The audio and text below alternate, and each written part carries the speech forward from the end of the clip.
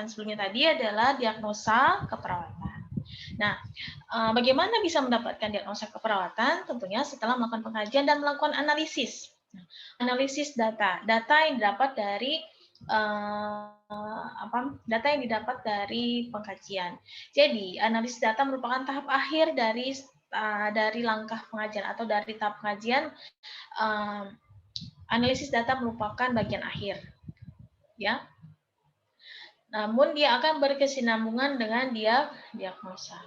Jadi pengajian itu palanya gitu. Nah, nanti ke ekornya. Apa sih ekornya itu si evaluasi. Nah, gitu. Ya, jadi dia beruntun, saling sinambung.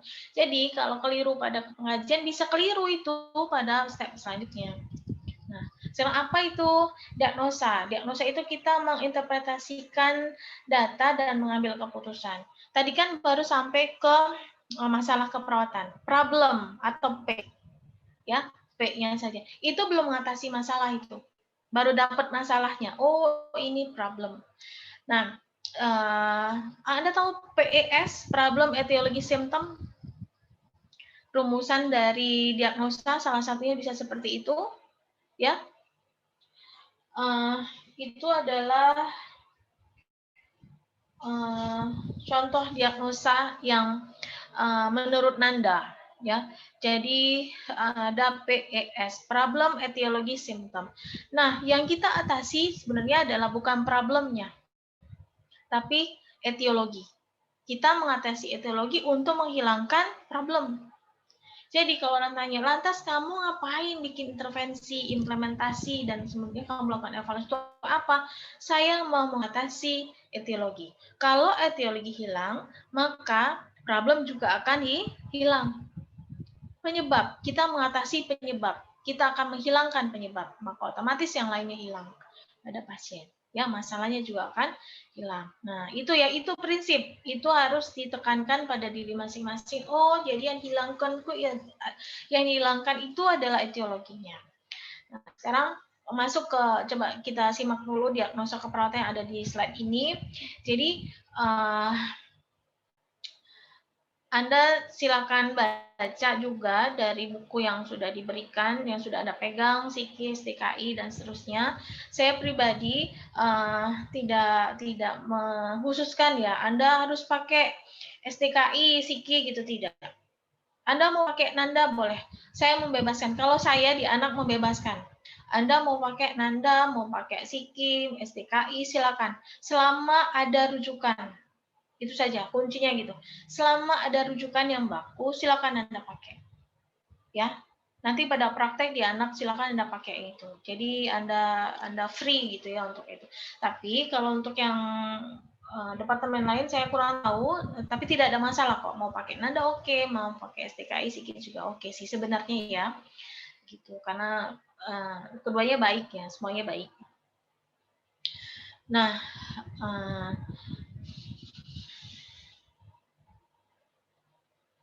ini Anda silakan baca. Saya skip ini karena saya pikir Anda pasti sudah mengenal itu ya. Nah, ini kita akan belajar tentang ini aja, PS dulu. Masalah atau problem. Tadi kita sudah dapat di analisis masalah, sudah mengkelompokkan atau mengklasifikasi DO dan DS. Terus kita masuk ke langkah berikutnya, itu analisis menggunakan pohon masalah. Terus baru dilanjutkan dengan simpulannya berupa apa? Berupa masalah keperawatan yang muncul. Nah, lantas masalah keperawatan atau problem itu apa ya? Gambaran dari respon anak terhadap defisit ya, gangguan, kekurangan dari fungsi, dari kesehatannya, dari perkembangan kehidupannya, ataupun dari respon sekunder dari penyakitnya. Efek samping gitu ya. Bisa dikatakan demikian. Bisa berupa aktual maupun potensial. Aktual itu yang sudah nyata terjadi, yang memang data dukungnya ada. Kalau potensial itu ada yang punya kemungkinan, punya peluang ini dicurigai untuk muncul jadi aktual gitu. Nah, ya itu yang apa yang bisa kita pahami. Nah, Sebelumnya kan sudah pernah ya dengan dosen sebelumnya tentunya. Nih, masalah kesehatan potensial. Apa itu? Keadaan yang berisiko yang membutuhkan intervensi keperawatan sehingga tidak berkembang menjadi aktual. Gitu. Nah, bagaimananya Anda punya buku ini? Iya, Bu. 3? Ya, Iya, Bu. itu harus punya. Ini salah satunya. Ini yang punya yang kita gitu. Ini juga oke, bagus buku ini. Anda bisa pakai ini. Anda bisa baca di sini sudah terjawab semua bagaimana yang potensial, bagaimana yang risiko, oke ya? Sudah ngerti kan itu ya? Pastinya sudah beberapa dosen terlalui. Nah, masalah kesehatan potensial menunjukkan adanya faktor risiko intinya begitu. Ya, berarti DODS-nya mungkin tidak selengkap ini, ada gitu loh, ada kecenderungan untuk ini kalau nggak diatasi itu nggak jadi potensial nih, itu makna jadi aktual nih gitu ya, itu maknanya. Oke. Nah, etiologi itu sebenarnya adalah penyebab ya, simpelnya atau sederhananya bisa didefinisikan sebagai penyebab itu. Menggambarkan faktor fisiologis atau situasi yang menyebabkan munculnya problem atau masalah. Kalau menurut Nanda, ini khas nih ya, dia nulis gini, misal problemnya adalah ketidakpatuhan, masalahnya adalah ketidakpatuhan. Nah, yang berhubungan dengan itulah kunci untuk mencari tahu apa sih etiologinya, yaitu ketidakberdayaan. Jadi, Anda bisa juga punya buku khusus Nanda ya, sebagai pembanding. Ada juga Anda bisa ke ruang baca kalau nanti udah ada, atau download e-book mungkin ada ya terkait dengan rumusan diagnosa menurut Nanda. Ini yang lama tapi kalau bagi saya pribadi ya relevan saja gitu. Ya, malah mungkin lebih menggambarkan ya. Ini loh penyebabnya begitu. Nah, yang berhubungan dengan, kadang kita tulisnya begini, ketidakpatuhan berhubungan dengan ketidakberdayaan ditandai dengan simptomnya apa. Gitu. Ya, kalimat yang berhubungan dengan digunakan untuk menunjukkan hubungan antara masalah dan etiologinya, antara problem dan penyebabnya, antara masalah dan penyebabnya. Gitu. Ya. Nah, itu etiologi. Nah, perbedaan antara berbagai etiologi sangat penting karena intervensi untuk mengubah masalah kesehatan diarahkan pada etiologi. Itu tadi. Lantas nanti kita merujuknya pada apa etiologinya, ya, dalam merumuskan intervensi. Nah, nggak usah pusing nanti Bu, saya lihat intervensinya di mana Bu? Di buku.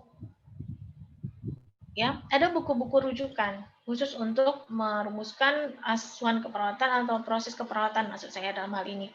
Nah, cuman nanti ada beberapa yang perlu saya garis bawahi, tekankan buat diperhatikan tentunya bahwa ini pada anak loh, jangan lupa ini pada anak. Sehingga ketika kalian menyadur, ketika kita menyadur intervensi itu harus dilihat dulu, baca dulu. Oh ini layak nggak pada anak-anak? Oh ini pada bayi ya mungkin saya terapkan yang model seperti ini. Gitu. Berarti kita cari padanan lainnya, padanan intervensi lainnya. Ya, jadi ingat intervensi digunakan untuk mengubah masalah kesehatan. Ya, oleh karenanya di bagian mananya dari rumusan diagnosa yaitu pada etiologinya. Jadi intervensi dilakukan untuk menghilangkan penyebab atau etiologi yang dirangkum dalam diagnosa keperawatan lengkap. Ya, nah, karena apa kita perlu merumuskan dengan baik? Karena problem dapat memiliki berbagai penyebab, tergantung pasien kita masing-masing. Misal Natali sama Desti punya sama-sama merawat pasien DBD misalnya atau DM misalkan baik pada anak, tapi etiologinya masalah yang muncul sama ya. Misalkan apa kecemasan misalnya, tapi penyebabnya bisa beda loh dua pasien. Ya, si A karena apa, si B karena apa, gitu. Lihatnya dari mana? Dari data pengkajian tadi. Ya, data pengkajian yang kita dapatkan tadi bisa kita cocokkan dengan yang dirujukan. Oh begini, ternyata etiologi saya A, si Natali B gitu etiologinya. Jadi intervensinya berdasarkan itu juga. Gitu. Jadi tidak semua masalah pasti etiologinya ada satu, sama semua tidak. Ya. Dan ingat juga kita ini men-treat manusia. Manusia itu utuh dan unik. Itu konsep dasar dulu dari zaman saya masih kuliah, utuh dan unik.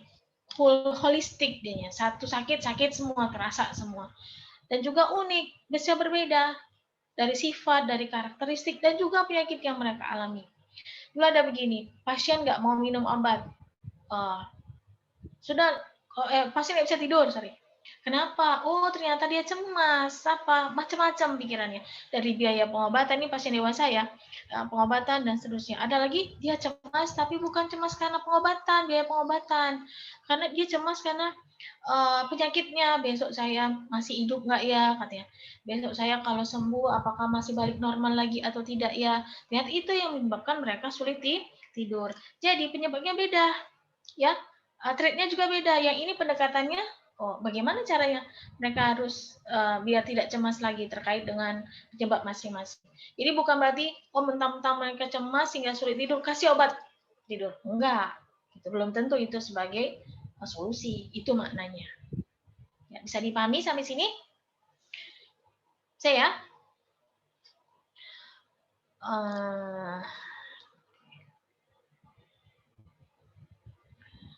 sebentar ya, saya perlu dokumentasi dulu.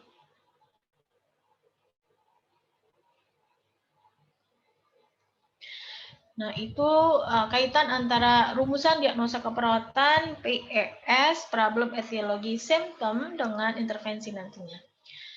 Nah, sekarang tanda dan gejala. Tanda dan gejala mengacu pada sekelompok petunjuk atau beberapa karakteristik yang didapat dari pengkajian pasien dan menunjukkan masalah kesehatan yang aktual tentunya. Ya kan muncul diagnosa tanda dan gejalanya, berarti aktual kan? Kalau potensial tidak selengkap ini tentunya. Ya, ada 1, 2 gitu. Bahkan di buku-buku yang kalian baca ini ada bahkan kalau dia katanya sudah 70% atau 80% ya tanda dan gejala, berarti dia aktual gitu ya. Nah, ada kan ya? Anda bisa baca kok di buku-buku ini karena kami sudah suka diskusi dengan mahasiswa demikian. Bu, ini kan belum masuk sekian persen katanya gitu. Nah, saya membebaskan ya, asalkan kalian punya jawaban dasar gitu ya. Rujukannya mana sehingga bisa berbicara demikian. Mana rujukannya yang mengatakan bahwa sekian persen dulu baru aktual misalkan. Nah, itu bisa ditunjukkan. Tanda dan gejala itu banyak macamnya. Apa yang muncul? Ada juga yang hipertermi berhubungan dengan apa yang penyakit, misalnya ditandai dengan misalkan suhu tubuh meningkat, akral hangat, ya gitu ya. Nah yang seperti tubuh meningkat, akral hangat, apalagi tanda hipertermi misalkan itu. Nah itu bisa dimasukkan sebagai tanda dan gejala. Itu makna dari apa yang ada di slide saat ini, di depan ini. Nah, ya untuk prioritas sama seperti bagian yang lain, bagaimana batasan-batasannya silakan saya membebaskan itu, teman-teman semua silakan disadur terkait dengan terkait dengan ininya urutannya ya dari diagnosa ini. Nah, sekarang ke perencanaan atau intervensi. Kapan intervensi dibuat? Dibuat setelah diagnosa keperawatan itu ditegakkan. Diagnosa. Ya, setelah ditegakkan. Mencakup apa saja kriteria hasil. Kita pengen ini selesai dalam berapa? Ini harus selesai dalam berapa kali 24 jam. 1 kali 24 jam, misalkan pasien tidak mengeluhkan batuk misalkan atau tidak mengeluhkan panas atau hipertermi hilang. Di kriteria hasil apa? Suhu tubuh dalam rentang normal. Titik 2, rentang normal itu berapa sampai dengan berapa? Itu harus jelas. Akral tubuh apa? Tubuh terasa bukan lagi panas ya seperti itu. Terus tidak ada pasien tidak lagi mengeluhkan ada tambah misalnya pusing segala macam menyertai hiperterminya, silakan ditambahkan sebagai kriteria hasil. Ini juga bisa merujuk pada buku yang ada dan rasionalitas.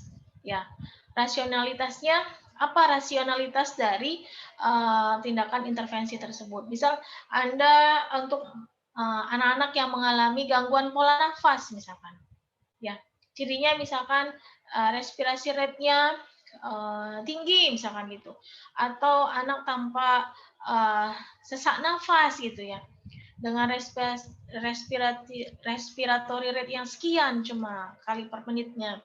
Oleh karena itu Anda mengatakan, oh intervensinya, anak diminta untuk berbaring semi-fowler. Anda tahu semi-fowler? Yang setengah duduk, dia tidak duduk full, tapi dia senderan. Jadi seperti ini.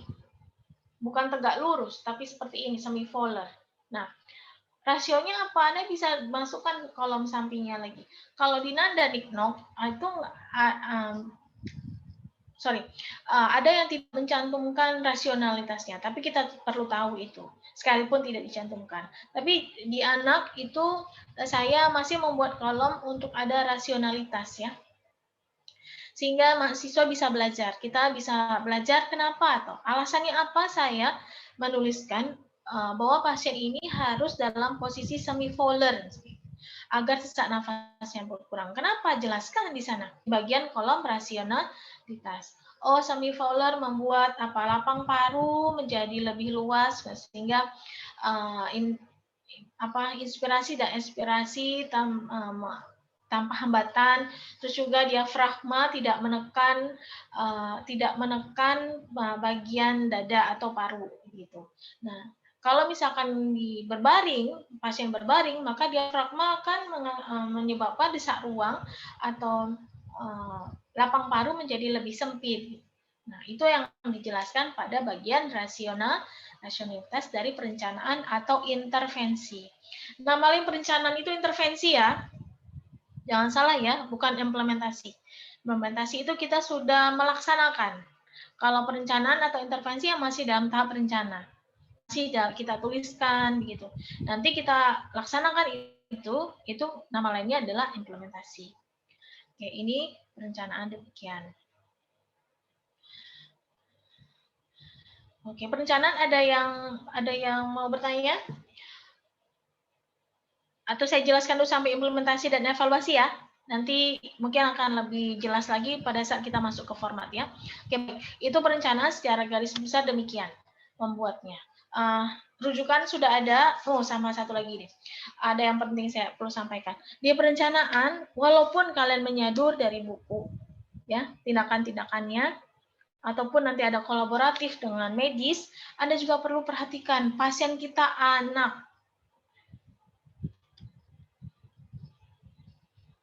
Ya, pasien kita anak. Sebagai contoh begini, ada mahasiswa yang menuliskan ajarkan batuk efektif pada pasien.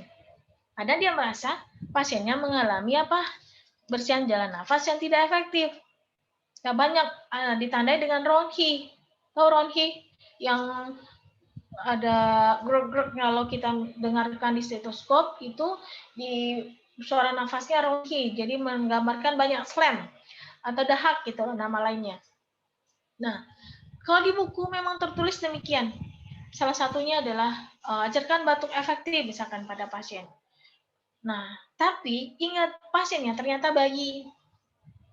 Bagaimana kita mau mengajarkan batuk efektif pada bayi? Ya, batuk efektif kan begitu. Ada caranya, itu harus diinstruksikan. Nah, kalau pada bayi kan dia belum bisa menyerap instruksi tersebut. Nah, jadi begitu maksud saya. Itu warning, itu garis bawahnya. Pada saat kita menyadur. Berarti cari intervensi lainnya dari sekian puluh intervensi untuk mengatasi bersihan jalan nafas. Yang mana ya yang pas untuk si bayi? Oh, misalkan saya pakai fisioterapi, misalnya itu. Oh, saya misalkan pakai kompres hangat. Atau misalkan pada bayi kita berikan air hangat sedikit-sedikit, misalkan gitu. Pada bayi ya, bukan pada neonatus ya ini maksudnya. Gitu. Nah, itu kan bisa kita pilih dulu yang sesuai dengan keadaan si pasien kita. Kalau misalkan dia sudah anak-anak, SD, SMP, boleh kita ajarkan batuk efektif. Preschool juga mungkin sudah bisa menyerap instruksi. Gitu. Paham sampai sini?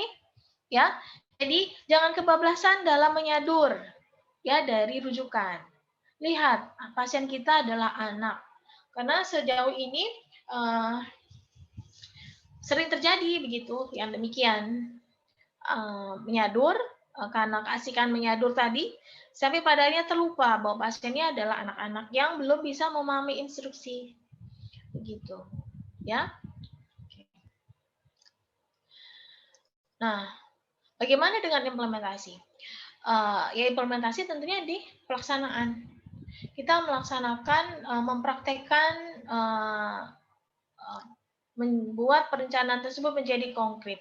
Kita lakukan apa yang sudah kita rencanakan. Jadi implementasi ini sesuaikan dengan jam dinas, Anda di shift mana. Terus pada saat Anda melakukan dokumentasi dari implementasi, sertakan jam. Ya, misal Anda di jam 7.30 melakukan monitoring tanda vital bayi.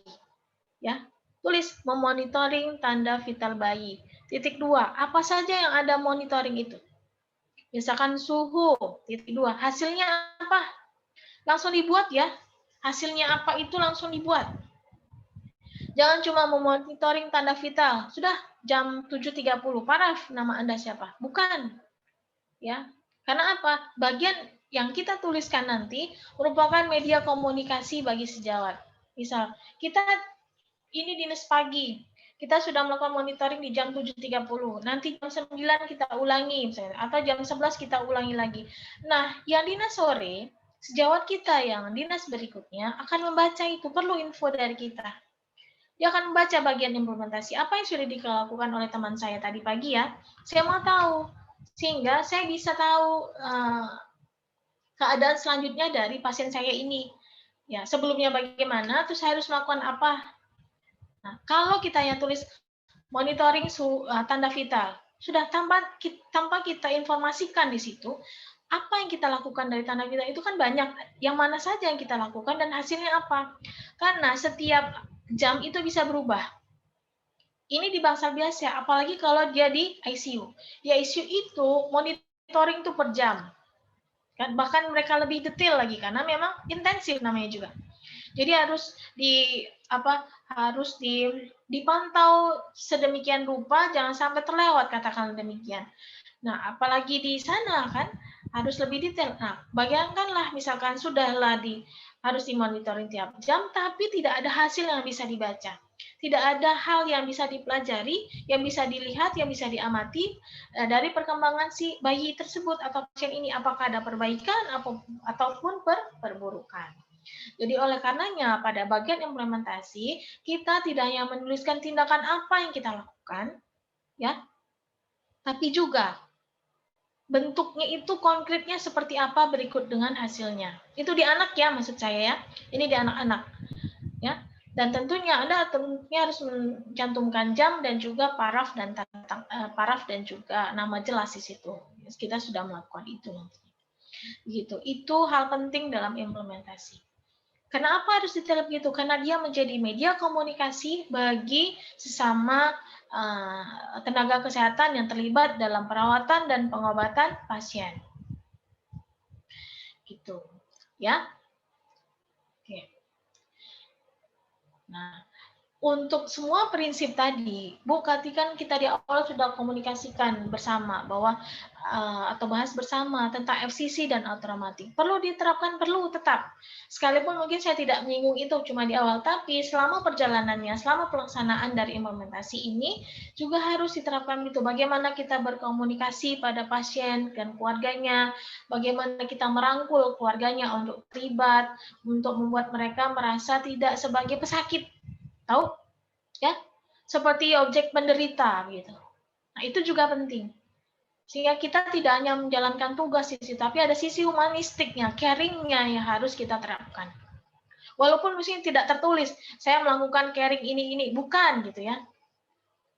Yang kita implementasikan itu adalah yang sesuai dengan perencanaan tadi, tapi dalam pelaksanaannya sisi yang demikian, hal-hal demikian harus kita terapkan juga.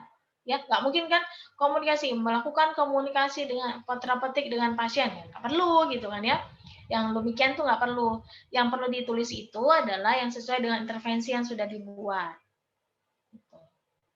Oke, membuat anak tidak trauma. Bagaimana caranya? Saya mau memberikan injeksi pada anak, ya nggak? Berikan injeksi pada anak. Anda boleh lakukan pendekatan dulu, bawa alatnya, gunakan alat yang sedemikian rupa, atau tempatkan anak pada ruangan tindakan yang lebih privasi, bisa jadi begitu. Nah, ya, nah itu perlu Anda terapkan dalam melakukan implementasi. Gitu. Itu sedikit tentang implementasi pembuka ya, untuk kita nanti masuk ke dalam format gimana cara menuliskannya. Berikutnya evaluasi. Di evaluasi kita biasanya didokumentasikan di akhir shift. Misal di rumah sakit itu Anda berdinas dari jam 7.30 sampai jam 14. Ya, di akhir shift Anda lakukan evaluasi all dari semua. Ya, sebelum pindah shift berikutnya. Sebelum teman Anda melakukan ini. Dievaluasi dilakukan untuk setiap diagnosa. Ya, bukan dievaluasi untuk semua diagnosa, bukan. Setiap diagnosa punya evaluasi masing-masing. Oke? Ya. Demikian. Nah, untuk tahu apa? Tujuannya untuk apa? Untuk tahu apakah tujuan telah tercapai. Apakah kriteria hasil sudah terpenuhi dari apa yang kita lakukan selama shift pagi ini gitu. Misalkan kita shift pagi ya. Dari jam 7.30 sampai dengan jam 14 kita melakukan implementasi terkait dengan diagnosa hipotermi misalkan.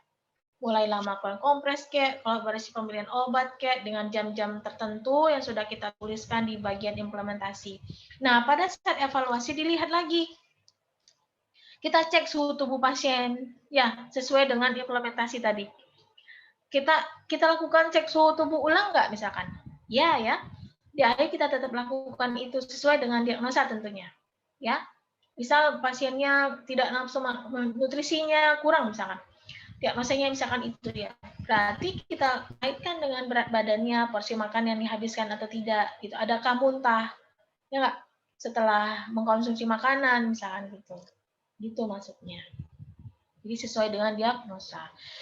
Evaluasi itu ada bagian subjektif, ada bagian objektif, ada bagian analitik dan juga perencanaan. Gitu. Nah, analitik ya lihat Anda simpulkan di situ apakah sudah teratasi atau masih tegak diagnosa yang sama. Gitu. Berarti belum teratasi kan? Tulis diagnosa yang sama. Bahwa si pasien masih mengalami apa. Nah, kalau untuk P-nya, perencanaannya, buat perencanaan ulangkah? Apakah perlu dilanjutkan intervensi kita yang sebelumnya? Kalau iya, tulis ulang di situ di P. P.2, apa yang akan Anda lakukan lagi? Nah, bagian evaluasi ini juga sebagai landasan untuk sejawat yang bertugas berikutnya. Mereka akan membaca bagian evaluasi. Oh, diagnosa hipertermi masih tegak katanya. Terbukti dari objektifnya, pasien suhu tubuhnya masih tinggi, akral tubuh masih hangat, dan seterusnya. Berarti saya sebagai dinas pagi nulis P-nya, masih lanjutkan intervensi dan apa aja, monitoring ini, kolaborasi pemberian ini, tuliskan lagi. Nah, semua ini akan dibaca oleh Natali misalkan sebagai shift berikutnya, sebagai shift sore, suster shift sore misalkan gitu. Kan membaca itu. Oleh karenanya, dalam melakukan implementasi dan evaluasi juga harus sebenar-benarnya. Sehingga sejauh yang lain akan tepat juga tindakannya. Dan juga pasien akan selamat, sehat. Gitu. Harapannya kan demikian ya. Misal di tengah-tengah, Bu, ternyata misalkan kita diagnosa beda lagi. Misalkan diagnosanya perfusi jaringannya menurun ya pada si pasien. Si pasien ini butuh darah misalkan itu, butuh transfusi gitu. Ya, tapi di perencanaan awal tidak ada. Kenapa? Kondisi pasien tidak sampai ke butuh transfusi, tapi ternyata terjadi perburukan pada pasien ini misalkan pada saat kita jam dinas. Gimana dong? Nah, misalkan ternyata diketahuinya siang, jam 11. Ya, kita selesai dinas jam 14. Apa yang kita lakukan? Ternyata darahnya datang misalkan, tapi belum bisa langsung dipakai. Ya, karena masih dingin, harus dulu dihangatkan misalkan gitu. Ya, misalkan darahnya datang jam 13, jam 1 misalkan gitu, yang harus ditransfusi. Apa yang kita lakukan lantas? Nah, itu harus sudah tercermin ya di implementasi berarti. Tuliskan kondisi pasien, memonitoring ulang kondisi pasien. Misalkan apa yang kita dapatkan? Kita monitoring apa dulu? Misalkan tekanan darah, HB-nya sekian, keluarnya. Tulis semua di bagian implementasi itu. Yang titik 2 tadi, yang kita monitoring tadi. Selanjutnya hasil. Dan nanti pada saat di bagian evaluasi, tuliskan juga swab-nya di P-nya. Rencana pemberian transfusi darah sekian cc untuk pasien A ini. Di jam berapa? Misalkan kita udah mau pulang karena darah baru nyampe jam 1. Tapi kita langsung tulis itu di implementasi. Jam 12 tadi misalkan kita sudah mulai tulis melakukan monitoring ulang sehingga kolaborasi dengan dokter menginstruksikan si pasien butuh tambahan darah, misalkan transfusi darah. Sudah kita usahakan darahnya. Datanglah darahnya jam 13. Belum bisa dipakai langsung misalkan karena harus kita angkatkan dulu misalkan gitu ya. Atau kita kondisikan dulu pasiennya sampai dengan pada akhirnya kita harus selesai tugas kita di jam 14. Lantas bagaimana? Tuliskan di bagian P-nya dari evaluasi SOAP kan, S subjek, objektif, analitik dan P-nya perencanaan. Bagian perencanaan tambahkan gitu. Jadi nanti yang shift sore misalkan nanti oh si pasien ini ternyata di jam 13 tadi terjadi begini kondisinya. Saya baca di bagian implementasinya yang sudah didokumentasikan. Terus di bagian evaluasi, bagian swab-nya, bagian P, ya harus ada tambahan transfusi. Oh nanti saya akan berikan transfusinya. Jalan kan? Nah, itu media komunikasi juga antar sejawat. Itulah pentingnya melakukan ASKEP dengan baik. Tidak hanya melakukan tindakannya, tapi dokumentasinya juga bagus. Ada pertanyaan? Bisa diikuti? Saya ada yang ngangguk, ada yang senyum, gitu ya. Ibu izin bertanya. Ya. Siapa ini? Ibu, Lina, Ibu. Lina. Ya, boleh. Ibu, Lina izin bertanya, untuk yang evaluasi ini, Bu, antara implementasi sama evaluasi ini dilakukannya berapa kali ya, Bu? Apakah, kan tadi Bu bilang setelah kita implementasi itu juga harus ada evaluasinya ya, Bu. Terus kalau misalkan kita tulis di situ, intervensinya itu setelah dilakukan implementasinya itu 3 kali 24 jam. Berarti itu kan 3 hari ya, Bu. Nah, itu penulisan evaluasinya itu gimana ya, Bu? Karena kan kalau misalnya ini kadang kita udah ngerjain studi kasus ya, Bu, tapi bingung gitu mau nulis evaluasinya ini gimana yang benarnya gitu, Bu. Terima kasih, Bu. Oke, ya. Betul. Bagus pertanyaannya. Jadi misalkan di kriteria hasil Anda tulis 3 kali 24 jam ya, kebetulan ya. Berarti kan 3 hari. Apakah saya evaluasi di hari ketiga gitu ya? Bisa jadi kan ada pikiran begitu atau 3 hari ketiga bagaimana? Padahal dinasnya tiap hari, diatasi tiap hari gitu. Tapi belum muncul. Tidak. Jadi evaluasinya tetap tiap hari. Misalkan Senin, Selasa, Rabu ya. Gitu kan? Saya dinas di hari Senin pagi, diagnosa A tetap tegak. Nah, di akhir shift saya tetap lakukan evaluasi. Bisa jadi begini, Lina. Di hari pertama udah teratasi. Bisa jadi juga belum. Setiap shift pagi dievaluasi, yang shift sore juga mengevaluasi si diagnosa ini. Apakah masih tegak atau tidak. Shift malam juga begitu. Akan mengevaluasi di akhirnya juga. Ngerti? Ya, akan terus dievaluasi. Walaupun misalkan Bu kan 3 kali 24 jam, iya itu harapan kita, rencana kita. Tapi tetap harus dievaluasi per shift-nya. Biar tahu, oh ini masih tegak. Oh sudah mulai teratasi. Oh sudah oke. Berarti lebih bagus dong. Gitu. Jadi jangan sampai kita terlena dengan kalimat atau tulisan 1 kali 24 jam. 2 kali 24 jam, berarti saya harus evaluasinya 2 hari kemudian dong, atau bagaimana ya? Enggak. Jadi evaluasi tetap dilakukan per shift dari per diagnosa. Setiap shift dinas harus melakukan evaluasi dari setiap diagnosa. Gitu. Nah, oke gimana Lina? Sudah cukup membantu Ibu. Terima kasih ya. Bu. Nah, sekarang sebagai contoh juga gini. Dulu ada kekeliruan begini ya dari mahasiswa. Misal ada pasien asli nih pasiennya, mahasiswa nurse Udah dapat dia satu pasien A misalkan gitu. Nah, pasien A ini ternyata setelah dikaji, setelah dianalisis masalahnya, muncul 3 diagnosa pada dirinya. Oke, 3 ya. Ingat, 3 diagnosa. Diagnosa 1, 2, dan 3. Dia buatlah perencanaan dari masing-masing diagnosa tersebut. Terus, pada saat implementasi, ini saya terkenang banget yang demikian. Dan semoga, dan jangan sampai terjadi pada kalian ya. Jadi 3 diagnosa 1, 2, 3. Apa yang dia lakukan? Diagnosa 1 dia kerjakan di hari Senin. Diagnosa 2 dia kerjakan di hari Selasa. Diagnosa 3 dia kerjakan di hari Rabu. Bagaimana menurut kalian demikian? Jadi apa pasiennya? Ya, keburu mati mungkin ya. Karena apa? Nunggu dulu, diagnosa 2 belum dilakukan, nunggu hari Selasa. Diagnosa 3 nanti diatasi di hari Rabu. Jadi bukan begitu ya, jangan sampai ada pemikiran demikian. Ya, misal saya dinas pagi, terus saya mendapatkan pasien baru, setelah saya kaji muncul 3 diagnosa.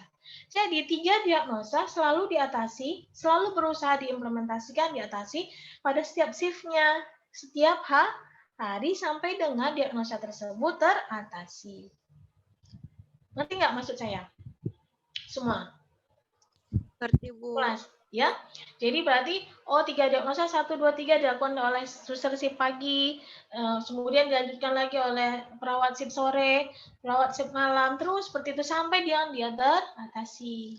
Ya, evaluasinya juga per shift untuk setiap diagnosa. Oke, angkatan 2010 ya. Oke. Semoga tidak terjadi yang demikian, semoga lebih paham ya. Itu untuk evaluasi dan juga sekaligus perencanaan, implementasi, dan evaluasi. Mohon maaf, saya nggak bisa terputus-putus mengajarnya, misalkan tadi okelah pengajian ya, karena memang luas. Misalkan diagnosa saja hari ini, terus nanti implementasi, evaluasi, dan dokumentasi, misalkan gitu ya. Enggak ya, jadi kebetulan memang harapan saya memang sekaligus saya ngajar tadi, jadi sekaligus berenteng-renteng saya ngajarnya, sehingga stepnya langsung dapat kalian gitu. Oke, lanjut ya. Kita bisa masuk ke format. Saya akan share format seperti tadi.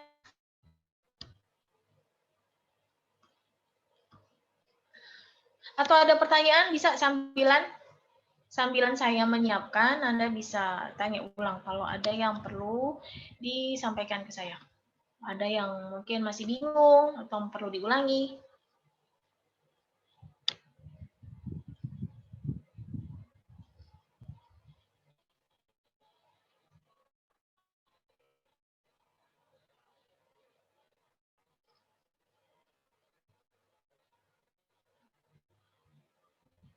Sudah ada, Ibu. Sudah muncul? Nah, sudah ya? Nah, kita lanjutkan kembali. Ini bagian diagnosa. Kita kan sudah bahas tadi di pertemuan sebelumnya, tadi pagi, mengenai ini. Tabel perumusan masalah ya. Terus sudah dapat masalah keperawatan, kita sadur kembali ke dalam kalimat panjang di sini, masalah keperawatannya apa gitu. Oke ya. Nah, berikutnya, step berikutnya yaitu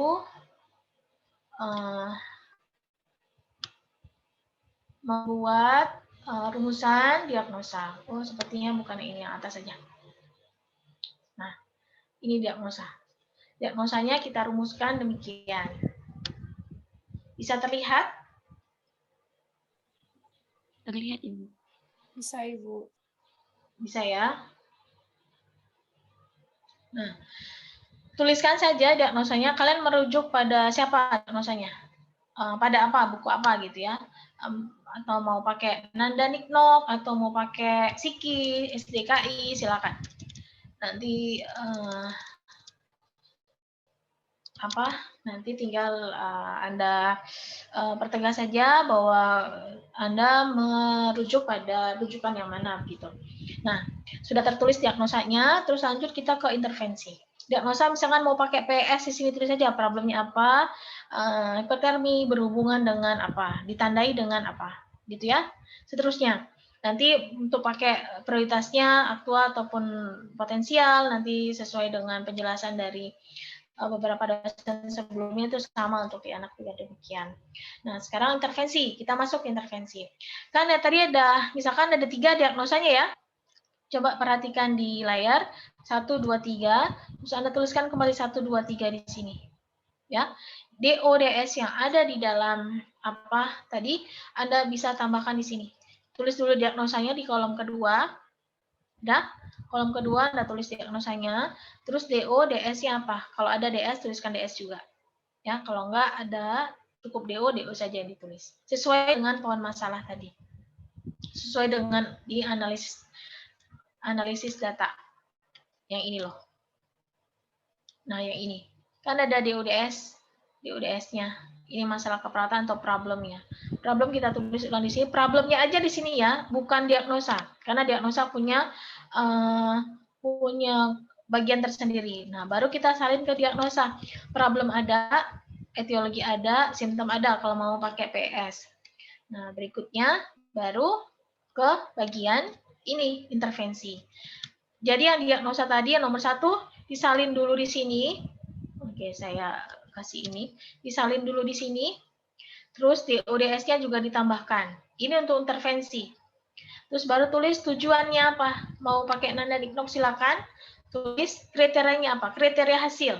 Saya lengkapi. Kriteria hasil. Nah,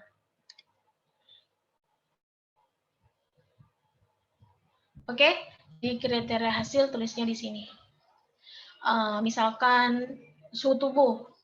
Suhu dalam rentang normal. Misalkan hipertermi ya di sini ya. Kan hipertermi ya. Berarti kriteria hasil kita 1 kali 24 jam misalkan hipertermi teratasi gitu ya. Berarti kriteria hasil cerminan bahwa hipertermi itu teratasi bagaimana? Suhu tubuh kembali dalam rentang normal ya. Berarti tulis di sini suhu tubuh dalam rentang normal titik 2. Berapa? Misalkan 37,5 sampai ya 36,7,5 derajat Celcius. Harus jelas seperti itu ya. Ya, teman-teman semua harus jelas. Nah, di sini saya tidak menuliskan kolom, kebetulan kolom rasional. Kalau mau ada kolom rasional, tulis di sini rasionalitas, tambahin kolom 1 lagi. Ini kalau yang nggak pakai kolom rasionalitas. Nah, balik lagi ke kriteria hasil. Misalkan contoh lagi, bersihan jalan nafas tidak efektif, itu problemnya. Nanti dipanjangkan sesuai dengan diagnosa yang kalian rujuk. Gitu. Nah, kriteria hasilnya berarti misalkan ronki harusnya tidak ada ya. Berarti harus jelas di sini. Ronki tidak ada. Ronki tidak terdengar. Atau suara paru normal titik 2. Suara paru normal seperti apa? Suara nafas normal seperti apa? Dijelaskan. Di bagian kriteria hasil. Ya, jadi jangan cuma nulis ini suhu tubuh normal. Berapa normalnya? Suhu tubuh dalam rentang normal misalkan itu. Berapa rentang normalnya? Tulis, ya. Ciri bahwa batuk efektif itu teratasi. Berarti RR dalam rentang normal bukan? Frekuensi nafas, tulis frekuensi nafas dalam rentang normal titik 2. Berapa? Sesuaikan berapanya, berapa kali per menitnya, sesuaikan dengan usia anak. Nah, beda lagi loh. Bayi beda, frekuensi nafas normalnya, neonatus beda, infant beda, toddler, sama preschool itu sama, sampai ke school itu sama. Ya, remaja udah ikut dewasa dia. Nah, itu juga harus merujuk pada buku yang pada rujukan yang baku dan ditulis dengan jelas, ya. Ronki tidak ada, atau Anda langsung tembak aja gini, suara nafas normal titik 2. Apa suara nafas normal itu seperti apa? Jadi kriteria hasil itu harus konkret ya, harus konkret, harus apa? Ya jelas itu objektif. Kalau misalkan dengan kondisi yang diagnosa yang barusan saya contohkan gitu. Oke, bisa dipahami sampai sini? Nah, berikutnya baru intervensi. Tulis sesuai dengan diagnosa dan juga etiologi. Sesuai dengan etiologi ini. Ya, tuliskan di sini intervensinya apa saja, ada berapa, kan? Dan kalau misalkan ada ininya, ada apa? Ada kolaborasi ya. Misalkan berarti Anda tulis ini bagian kolaborasi. Contoh pemberian obat-obatan. Kolaborasi pemberian obat-obatan. Titik 2. Berapa obat-obatannya? Nama obatnya, berapa dosisnya? Dan diberikan via apa? Oral kah atau injeksi? Injeksi juga macam-macam. Bisa IV, intravena, bisa intramuskuler. Atau misalkan pada DM dia pakai IC atau IM. IC atau ya IC atau SC.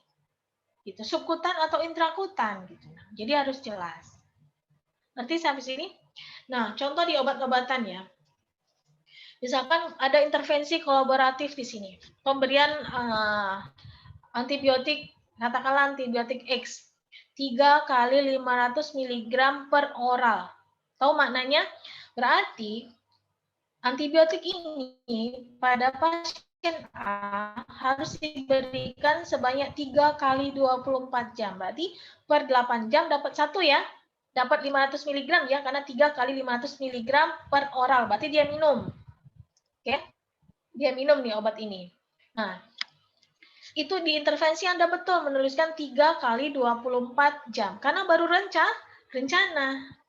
Tapi ketika Anda pindah ke kemana? Ke implementasi ini, ke bagian implementasi ini, Anda tidak lagi menuliskan 3 kali 24 jam ya, karena di implementasi sudah terbagi per shift-nya.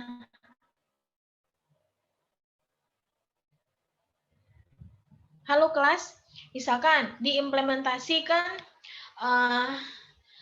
ada pembagian shift kan ya, pagi, sore, malam. Nah, obat tadi kan 3 kali 24 jam, berarti ya pemberian per 8 jam.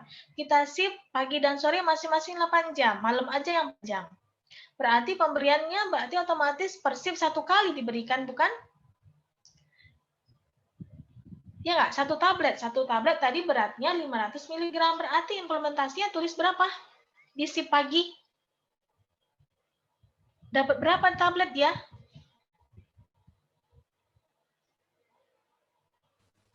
Kelas dapat berapa tablet? Halo, bisa dipahami? Dapat 1. Ya, jadi begitu. Pemberian obat ini kadang riskannya begitu. Diimplementasi ditulis 3 kali 500 mg, di intervensi ditulis 3 kali 500 mg, begitu tiba diimplementasi dia nulisnya gimana coba? 3 kali 500 mg juga. Overdosis lah pasiennya. Ya. Karena satu chip kan cuma 8 jam. Berarti satu shift dapatnya 1 butir. Berarti nulisnya gimana sini? Pasien memberikan kolaborasi pemberian obat-obatan pada pasien berupa obat antibiotik X sebanyak 500 mg. Karena dia satu shift. Ya nggak? Kalau di intervensi tulisnya memang 3 kali 500 mg. Oke, nanti kita akan lebih jelas lagi pada saat kita udah praktek nanti. Contoh kasus ya. Nah, oke, ini tadi menuliskan intervensinya. Jadi kita balik lagi ke sini dulu. Ini ada diagnosa 1, 2, 3. Nanti di intervensi buat juga masing-masing diagnosa punya intervensi masing-masing. Seperti ini. Di ODS yang disalin, kriteria hasilnya harus jelas. Ya. Tujuannya juga untuk apa jelas, terus kriteria hasilnya yang menggambarkan bahwa tujuan tersebut tercapai itu apa. Misal hiperterminya teratasi dalam 1 kali 24 jam, berarti panasnya hilang dong demamnya. Tulis di sini suhu tubuh dalam rentang normal, titik 2 berapa, rentang normal itu berapa, derajat Celcius tulis. Ya, akral tidak lagi teraba panas atau hangat, atau muncul jadi akral teraba hangat gitu kan ya. Nah, intervensi keperawatan apa saja? Ada berapa misalkan? Dan ingat sesuaikan dengan usia dari pasien kita. Dalam hal ini anak. Ingat, anak itu rentangnya panjang, banyak begitu. Nah, kira-kira pas nggak kalau intervensi ini dilakukan pada bayi ya? oh kalau intervensi ini pas dilakukan pada infan ternyata. Pasien saya kebetulan umurnya 7 bulan misalkan. Pas, boleh. Tapi kalau misalkan, oh batuk efektif karena pasiennya batuk misalkan. Oh nggak mungkin saya ajarkan batuk efektif pada bayi. Apalagi pasien saya memang benar-benar bayi, berarti nggak boleh dong. Saya cari intervensi yang lainnya. Begitu. Nah, setelah kita menyelesaikan intervensi keperawatan, baru kita akan masuk pada penulisan implementasi yang diberikan judul di sini catatan perkembangan. Ya, nah, Anda bisa baca. Dibuat setiap hari selama praktik, selama kita berdinas. Jadi, tinggal ditulis ada berapa diagnosa di sini masuk per diagnosa. Misalkan di sini diagnosa, misalkan hari apa? Kamis ya. Tanggal ditulis, diagnosa 1. Apa diagnosa? X misalkan. Oh, sorry. Kenapa begini? Diagnosanya X misalkan. Nah, implementasinya apa? 0800. Apa? Monitoring tanda vital misalkan. Vital. Titik 2 apa aja? Suhu misalkan gini. Suhu tubuh. Titik 2 hasilnya berapa? Suhu tubuh pada saat itu di pasien. Apalagi frekuensi respirasi rate misalkan. Berapa respirasi rate-nya? Berapa yang kita dapat? Kali per menit. Berapa? Terus selanjutnya begitu. Nanti misalkan jam berapa lagi? Jam 10 kebetulan. Nah, diagnosa berikutnya mungkin ada di jam 9 untuk diagnosa kedua misalkan gitu. Jam 10 kita ngapain lagi pada si pasien ini? Tulis lagi, terus hasilnya apa ditulis lagi begitu. Ya, ngerti ya? Kelas, halo? Ngerti, Bu. Paham, Bu. Paham ya? Nah, misalkan di yang kedua, ini saya tulisin coba. Ini harusnya nanti nih. Diagnosa kedua misalkan masih di hari yang sama, masih di Kamis, misalkan diagnosa X ya, Y misalkan itu, diagnosa Y. Nah, diagnosa Y misalkan pas kebetulan sama di jam 8 sekaligus kita melakukannya. Tidak hanya diagnosa X, tapi juga kita di jam 8 melakukan implementasi untuk diagnosa Y misalkan. Ngapain? Tulis di sini ngapainnya. Paham? Nah, berikutnya baru di akhir shift. Misalkan di sini mulai tanggal berapa hari ini? 25 ya? 03/2001. Jam berapa? Mulainya sekali kita berdinas 07.30 misalkan itu. Start ke pasien jam 8 misalkan itu. Karena 7.30 sampai jam 8 kita operan dulu. Silakan. Di sini jam 14.00 karena kita dinas pagi. Tulis ini subjeknya apa? Subjektifnya apa? Ibu pasien mengatakan misalkan anak mengeluhkan apa, anak mengatakan apa, objektif. Objektifnya apa di sini? Apakah masalah tersebut masih tegak? Problem tersebut masih tegak atau mau lengkapnya diagnosa? Bukan itu ya sorry. Objektif, astagfirullah. Objektif itu DO-nya misalkan kasusnya hipotermi. Berarti di sini sesuaikan dengan suhu tubuhnya masih ada atau tidak yang sejalan dengan tanda dan gejala yang muncul. Nah, tuliskan objektifnya di sini. Di jam 14 berarti kita cek lagi ke pasien terkait dengan semua diagnosa karena kita akan mengakhiri shift kita. Baru nanti A-nya.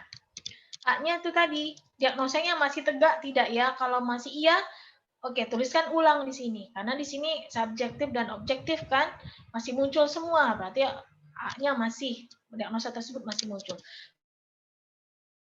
P-nya, kita ngapain aja sesuai dengan kita tulis ulang di sini.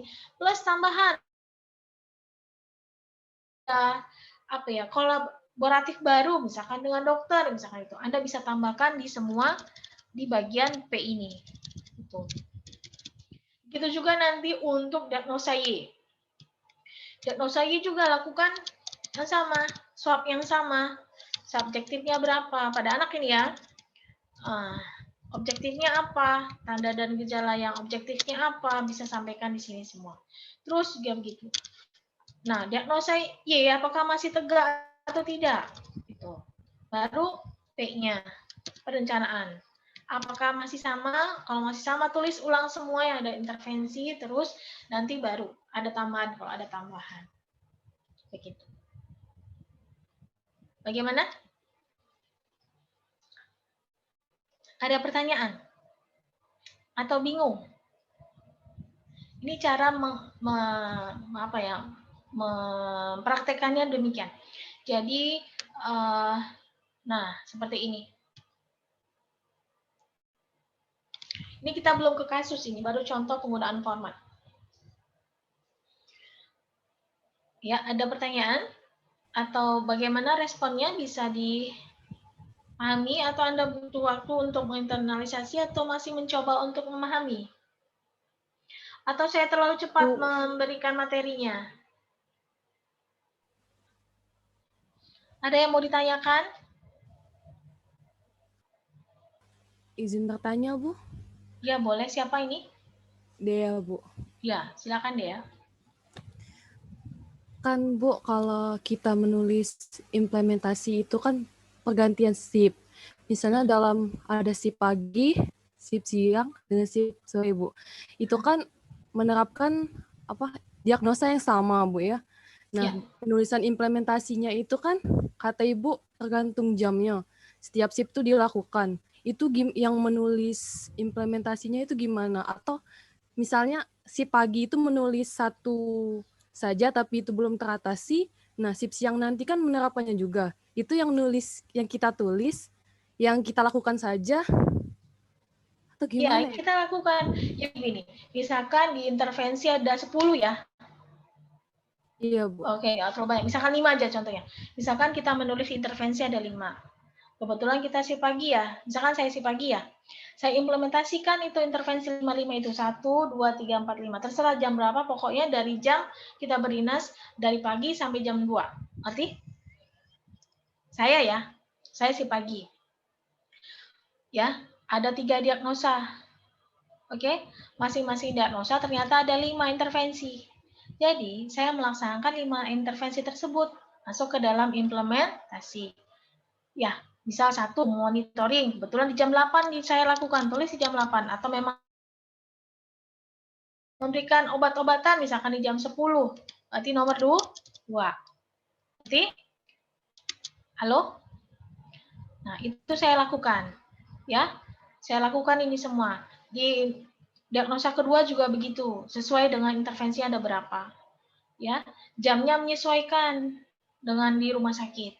Tapi saya dinas pagi, berarti saya kerjakan antara jam 7.30 sampai jam 2. Masing-masing shift, masing-masing diagnosa pada saat akhir shift, karena saya mau pulang nih, gitu kan, karena saya selesai dinas pagi, maka saya lakukan evaluasi. Entah di jam 13.30 atau jam 14. Nah, terus pindah. Kan saya selesai nih ya. Misal tadi pindah dia yang dinas. Dia juga tetap mengulangi lagi dia. Kalau misalkan ternyata di sini ada belum teratasi, maka dari itu dia selaku perawat yang sore harus membaca dulu dari ini loh.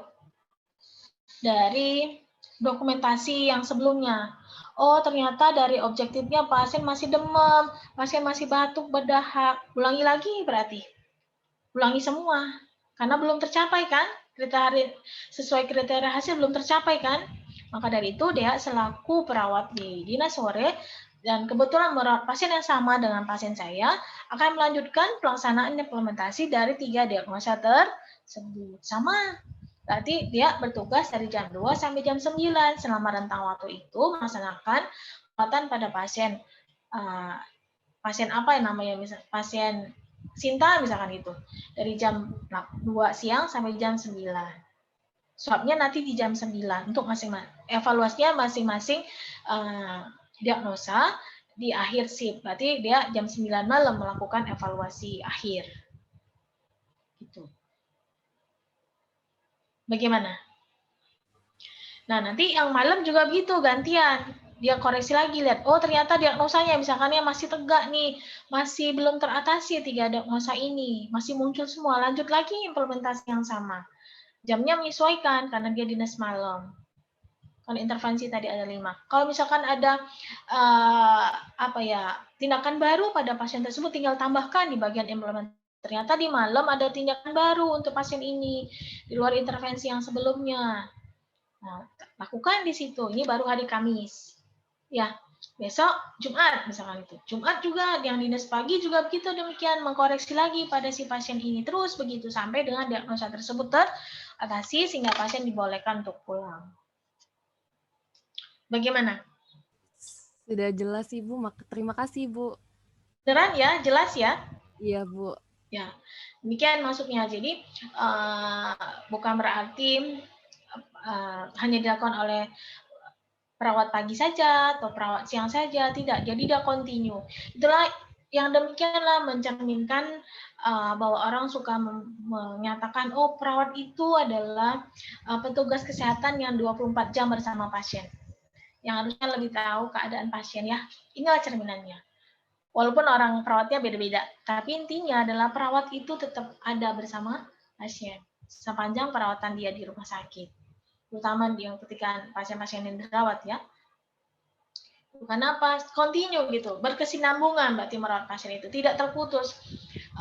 Misalkan dia kebetulan, atau saya kebetulan dinas pagi, saya pegang pasien Sinta tadi, maka kalau saya nggak berdinas, Sinta nggak dirawat, bukan.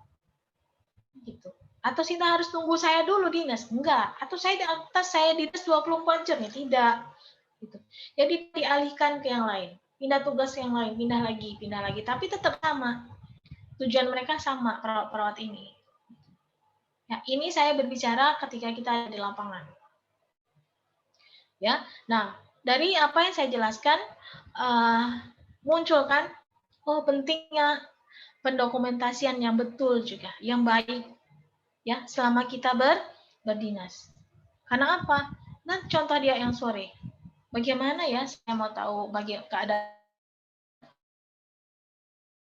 bukan, maka dari itu dia akan membaca ini dokumentasi yang dilakukan oleh perawat pagi atau sebelumnya.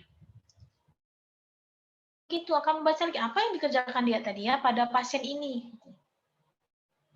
Bisa jadi juga bukan satu pasien satu orang perawatnya, atau dia harus pegang satu pasien itu terus bukan, ya bisa jadi kebetulan dari 10 pasien misalkan orang 3, nah ya siapa aja dibagi biasanya per tim, ya ruangan ini dengan 3 pasien, ini 3 pasien itu 4 pasien misalkan.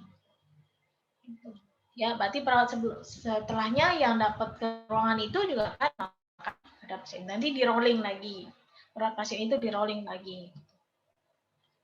Kebayang? Masih dikit-dikit lah ya sepertinya ya. Masih saya nampak kok dari wajah-wajahnya mencoba memahami. Mungkin ini baru buat teman-teman semua, tapi nanti kita akan terus belajar bagaimana mempraktekannya ya. Mungkin belum ke pasien langsung, tapi nanti via kasus nanti. Oke? Ada pertanyaan? Bu izin bertanya, Bu. Ya. Siapa? Nama? Mana ini? Nah, ini 95 ya. Ya, silakan. Dari kelas reguler B. Bu izin bertanya, Bu. Siapa nama ulangi?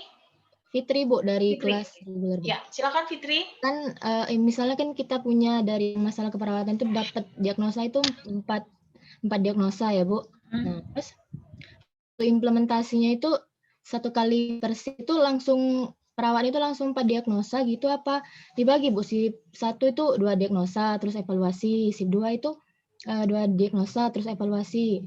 Apa langsung 1 hari sekaligus pas perawat 1 itu? Terima kasih. Langsung. Tadi kan sudah sempat saya jelasin. Misalnya ada 3 diagnosa atau 4 diagnosa. Jangan dibagi-bagi. Harus diatasi dong per shift-nya. Kalau misalkan 2 sore gitu ya, shift 1 diagnosa 1 dan 2 pagi, 3 sore. Oh, gimana keadaan pasien dong? Ya, bisa Anda bayangkan keadaan pasien saat itu di pagi hari? Bisa jadi takutnya tidak tertolong pasien yang kalau demikian, ya. Jadi begitu. Setiap diagnosa yang didapat selalu kita kerjakan implementasinya setiap shift-nya, gitu. Jadi tidak dibagi-bagi, tidak dibagi per shift, tidak dibagi per hari, bahkan juga tidak. Setiap hari, setiap shift-nya harus diatasi. biar diagnosa tersebut teratasi, biar diagnosa tersebut tidak tegak lagi. Paham maksudnya semua? Kalau untuk waktunya gimana ya, Bu? Ya, sepanjang kita berdinas. Jadi jam 8 itu bukan berarti khusus diagnosa 1 loh. Bisa jadi di jam 8 kita mengatakan ya. Terus tidak berarti pula masing-masing itu selalu runut. Masuk tulis jam itu kapan kita melakukan pekerjaan itu gitu. Misalkan di implementasi nomor 1 kita lakukan kebetulan di jam 8. Bisa jadi implementasi nomor 3 kita lakukan juga di jam 8. Sesuai dengan keadaan pasien. Apa yang bikin bingung di sini apa ya? Coba bilang ke saya, apa yang bikin bingung di sini? Semuanya boleh. Boleh Pas menyampaikan. kemarin kami itu yang sama Bu Jum tuh kami nulisnya tuh misalnya yang diagnosa 1 ya misalnya ini Bu apa namanya? Diagnosa implementasinya itu 1 memonitor vital itu jam 8. Yang kedua itu misalnya menganjurkan pasien ini 8:05. Implementasi 3 itu ini 8:10 kayak gitu, Bu. Ya boleh tulis begitu kalau memang itu dilakukan. Gitu. Enggak apa-apa. Misalkan ini kebetulan dia jam 8 di diagnosa 1 cuma monitoring, tapi di diagnosa 2 juga dia dilakukan di jam 8. Maksudnya. Nah, bisa juga di sini misalkan di 8:20 ada lagi tambahan dia nulis apa? Tulis gitu. Jadi bukan berarti misalkan saya kebetulan nulis di sini ada jam 8, jam 10 dan memang dilakukan di jam itu. Misalkan di jam 7:45 misalkan tulis di 7:45. Jam pada saat kita melakukan itu loh. Jadi Anda semua tidak perlu jadi Bu, saya bingung gara-gara jam ini misalkan apakah harus runut seperti itu setiap menitnya gimana gitu. Enggak juga. Nanti bahkan ada jeda loh teman-teman semua. Enggak mungkin kan Anda terus tegak di depan pasien bukan? Ya enggak? Enggak sudah-sudah gitu misalkan depan. Enggak kan? Selesai jam 8, di jam 8 saya mau masang infus untuk cairan berarti diagnosanya. Jam 8 juga saya sekalian cek suhu. Oh, berarti untuk kebetulan pasien ada demam, berarti sekalian untuk hipotermi diagnosa 1 gitu. Ya. Jadi dia nanti fleksibel luas jadinya. Oke, semua? Yang bingung itu jam ya jadinya ya.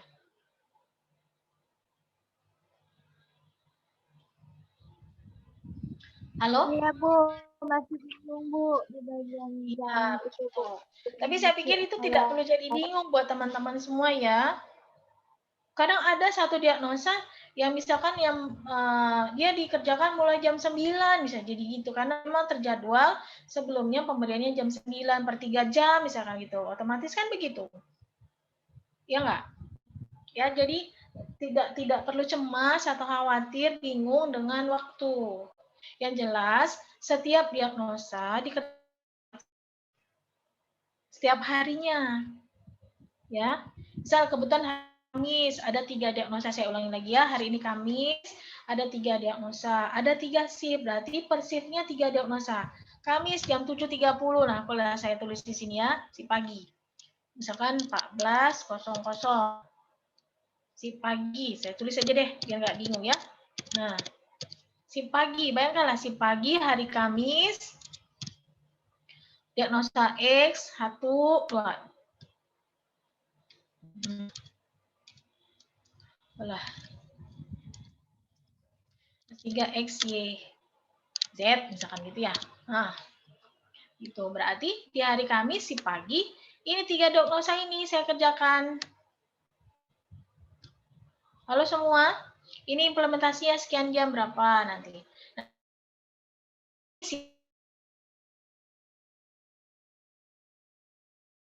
Berapa? Bukan Jumat. Kamis si pagi ya, sorry, masih Kamis si pagi berarti buka kolom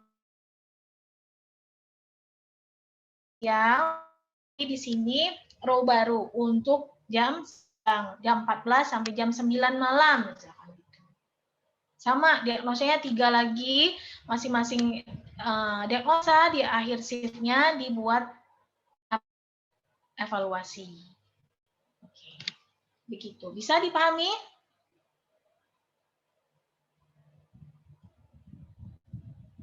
Kelas bagaimana? Ini hari Kamis doang loh ya. Saya bisa maklum sih, karena ini kan hal baru ya buat kalian ya. Kalian semester 2 sudah dapat yang seperti ini, jadi ya wajar sih sebenarnya. Tapi maksud saya sedikit-sedikit itu kebingungan itu dihilangkan gitu ya. Kalau misalkan Anda masih bingung seperti ini, silakan ditanyakan. Jadi saya tahu apa yang harus saya ulangi. Gitu. Misalkan tadi jam, ya, diagnosa apakah dibagi-bagi pengerjaannya tidak. 4 diagnosa apakah 2 pagi, 2 sore, salah. 4 diagnosa dapat berarti 4 pagi dikerjakan, pasina sore 4 lagi dilanjutkan oleh teman yang lain, pasina males 4 diagnosa tadi dikerjakan juga oleh teman yang malam. Ya? Paham? Insya Allah paham Ibu. Bisa ya? Paham, Bu. Oke, nah sekarang coba ada yang mau tanya lagi? Silakan, nggak apa-apa. Ibu izin bertanya lagi, Bu. Ya, boleh. Sudah ya, Bu, izin bertanya. Masih lihat lagi? Iya, Bu. Bisa Boleh, nggak diulangi, apa-apa. Bu. Misal Ya, dalam satu hari, Bu, ya, ada 3 perawat yang bertugas. Itu semuanya diagnosanya sama ya, Bu. Nah, dalam penulisan formatnya itu dalam satu format atau setiap perawat tuh terpisah, Bu? Formatnya nyambung? Nyambung ya, Bu? Ya, kayak tadi. 3 perawat, ada yang pagi, sore, dan malam ya? Iya, Bu. Ya, si pagi kayaknya, saya barusan tadi kan jelasin si pagi. Saya misalkan pagi kan, saya tulislah 3 di sini. Nah, 3 kan, masih hari Kamis ya. Nah, nanti dibuat lagi di sini ini sebenarnya karena ini di komputer ya, di laptop ya. Kalau nanti di lapangan, ini sudah di print out ya, dan teman-teman lainnya. Ya, Anda nggak perlu, kolomnya itu sudah ada gitu. Ya. Nah. Kena. Ini saya buatkan lagi. Itu di shift pagi ya. Tanggal berapa? 25, ini 21. Jam berapa? 14.00 sampai dengan 21.00. Saya tulis lagi di sini biar tidak bingung ya. Shift sore atau siang gitu. Nah, bukan 3 di sini, ngulang lagi dia di sini dan yang lainnya. 1 di sini, Dok. Masa 1 tadi apa? X ya? X. Lanjut lagi sama implementasinya sesuai intervensi. Swap lagi di jam 21.00. Evaluasi lagi, subjeknya apa, subjektifnya apa, lanjut, objektifnya apa, analitiknya apa, di sini, terus baru perencanaannya apa. Apakah kamu ulang? Kalau misalkan yang sama masih tegak terus. Ini jam berapa berarti di sini? Apakah jam 14 sudah mulai? Apa 14.30 di sini? Apakah jam 15? Begitu. Tergantung. Ini yang kedua. 2, ya. Apa tadi 2X, Y. Nanti 3, Z. Tapi di sini kan ada jeda ya. Karena ini kan harus diisi ya. Kan ngapain aja, diisikan semua. Ini juga jam berapa? Jam 21 juga sekaligus misalkan itu, atau 21 lebih 5 misalkan di sini kan. Ya, atau 21 atau di sini jangan 21 deh. Di sini 20 50 ya. Nah, di sini 21.00, nanti itu 21 lebih 5 untuk yang ketiga misalkan. Boleh juga, jadi masalah. Oke, gimana semua? Bisa dipahami? Bisa, Bu. Nah, kayak gini dong. Tulis terus gitu. So, masing-masing harus ada evaluasinya. Mundur lagi berarti. 3. Ini baru shift sore. Tambah lagi kolom yang baru buat shift malam. Gitu di sini. Ini ngulang lagi 1. X. 2, 3, terus gitu, sama. Ininya sama, 25.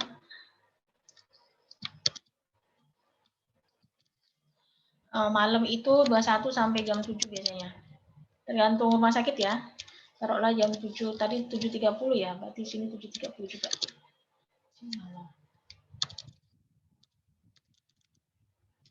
Sama, ini yang ulang lagi, sesuai dengan diagnosa ini.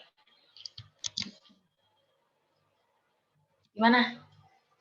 Bisa tergambar nggak dari sini? Ini baru hari Kamis. Ya, Jumat besok ulang lagi. Kalau diagnosanya masih tegak. Tahu tegak dari mana? Atau sudah teratasi dari mana? Dari sini. Kalau misalkan ternyata di shift malam evaluasi, misalkan diagnosa Z sudah teratasi, selesai nih, nggak ada lagi keluhan, nggak ada lagi objektif dari pasien, tanda vital semua dalam kondisi baik, batuk nggak ada, misalnya tergantung diagnosa ya, Z ini diagnosanya apa, bisa nggak ada lagi DUDS-nya, oke, berarti di shift pagi untuk hari Jumat, diagnosa ketiga sudah selesai. Berarti tinggal mengerjakan 2 diagnosa. Gitu. Gimana? Sudah terbayang? Ada gambaran? Lebih baik dari yang tadi? Gitu? Oke. Tampaknya anggukannya lebih kencang sekarang ya dibandingkan dengan yang tadi ya. Yang tadi tampaknya matanya juga kemana-mana, tampak bingung gitu ya. Semoga ya, nanti akan lebih jelas lagi insya Allah ketika kita ke kasus. Ya, karena kasus nanti teman-teman akan menuliskan langsung, akan praktek gitu. Jadi semoga kebingungannya nanti akan hilang, berganti dengan paham. Oke, saya masih buka sesi pertanyaan. Ada yang perlu saya ulang? Atau masih ada yang bingung lagi mana? Ibu izin bertanya, Bu. Siapa nama? Hamidah, Bu. Hamidah. Oke, lanjut. Apa itu? Silakan Ibu ya. Shift pagi itu kan di swab ini di evaluasi itu ada swab ya, Bu. Nah, di P-nya itu shift pagi itu udah janjian sama pasien mau melakukan misalkan terapi relaksasi nafas dalam, Bu. Misalkan mau diulangi lagi terapinya. Nah, udah tuh pas kita shift sore, pas kita mau implementasi ke pasiennya, ternyata pasiennya tuh nggak mau gitu, Bu. Pengennya misalkan nanyain ada terapi lain nggak, misalkan gitu-gitu. Nah, itu tuh boleh kita ganti nggak, Bu, terapinya, atau tetap harus disiplin, Bu, berdasarkan itu? Akan lihat dulu, kalau terapinya sejalan sebenarnya ya, sama-sama untuk mengatasi nggak jadi masalah. Atau Anda kasih pengertian dulu ke pasiennya. Ibu, sebenarnya terapi ini sama. Ya, terapi ini misalkan yang lebih baik lagi sebenarnya yang sebenarnya direncanakan oleh teman kita sebelumnya untuk dilakukan pada ibu gitu. Atau pada anak ibu gitu ya. Pada anak ibu. Gitu. Ya. Kalaupun mau diganti, lihat dulu penggantinya apa. Siapa tadi benar? Hamidah ya. Penggantinya apa? Karena tidak serta-merta dengan mudahnya bisa diganti loh. Ya, karena biasanya sama gitu loh. Tujuan itu sama, untuk itulah. Kalaupun diganti dengan yang lain, beda nggak dia? Hati-hati juga. Ya. Jadi negosiasi pada pasien, sebenarnya itu hak pasien untuk menolak ya. Tapi negosiasi dengan pasien begitu kita ya. Kita harus ada pendekatan dulu dengan penjelasan lebih dalam. Tujuannya apa? Bu, ini harus continue. Anak ibu harus mendapatkan terapi yang sama dalam continue. Mungkin kalau misalkan ibu belum bersedia dilakukan terapi ini pada jam sekian, saya bisa mundurkan. Ya, bisa mundurkan. Tapi tetap dilakukan. Jadi kita harus pendekatan. Maka dari situ komunikasi perlu sekali di sini. Harusnya, biar ini tidak terjadi kondisi ini, si perawat sebelumnya harus memberikan pengertian itu loh. Ya, sehingga pasien tidak serta-merta menolak dan minta ganti. Ini bukannya apa-apa, ya, bukannya ya ini kan pengobatan dan perawatan ya, tidak serta-merta diganti dengan mudahnya ya. Jadi harusnya sebelum melakukan terapi ini, perawat sebelumnya sudah harus memberikan pengertian demikian pada pasien dan orang tuanya. Apa tujuan ini? Ya harus dilakukan kontinu misalkan gitu, harusnya sebaiknya kontinu ini Bu, nggak bisa dengan mudah menuruti keinginan pasien yang mungkin hanya berdasarkan suka tidak sukanya dia gitu. Atau bisa jadi begini, misalnya sebelumnya dia tidak memberikan pengertian perawat teman kita ini sebelumnya, berarti pada saat kejadiannya dengan kita kita bisa pendekatan pada si ibu. Sebenarnya alasannya apa sehingga ibu meminta ganti? Atau apa ibu tidak nyaman dengan perawatan itu, dengan terapi tersebut? Apa yang membuat ibu, anak ibu misalkan atau ibu sendiri tidak nyaman, tidak menyukai misalkan itu.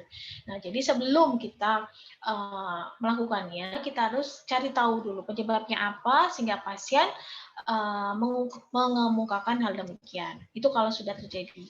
Dan biar tidak terjadi, berarti sebelum terapi harusnya sebelumnya sudah diberikan pengertian itu.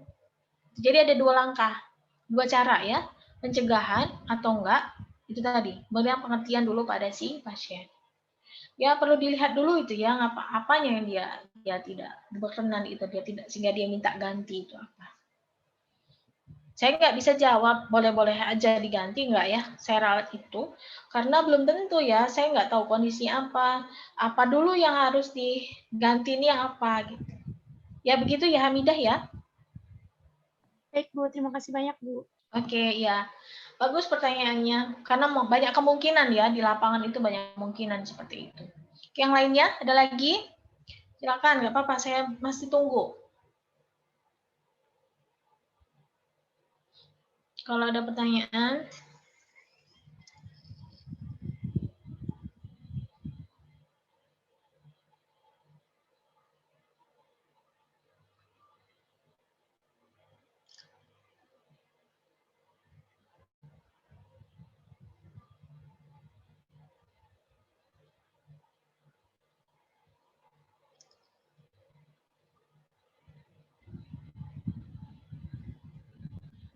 Ada?